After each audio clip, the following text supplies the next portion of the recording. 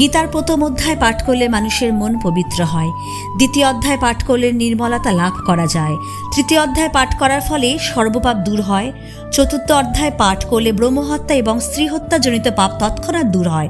পঞ্চম অধ্যায় পাঠ করলে চৌর্য মহাপাপ দূর হয়। ষষ্ঠ অধ্যায় পাঠ করার ফলে মন্দ ভাগ্য নাশ হয়।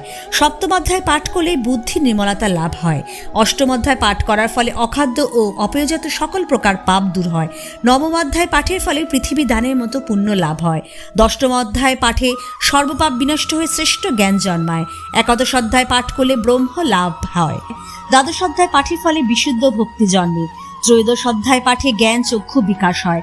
চতুর্দশ অধ্যায় পাঠে অশ্বমেধী যজ্ঞের মহাফল লাভ হয়। পঞ্চদশ অধ্যায় পাঠ করলে নির্মল জ্ঞান লাভ হয়। ষোড়শ অধ্যায় পাঠে মানব সংসার বন্ধন থেকে মুক্ত লাভ হয়। সপ্তদশ অধ্যায় পাঠের ফলে রাজপ্রিয় নামক যজ্ঞের ফল লাভ হয়। অষ্টদশ অধ্যায় পাঠের ফলে জ্ঞান রূপ অগ্নি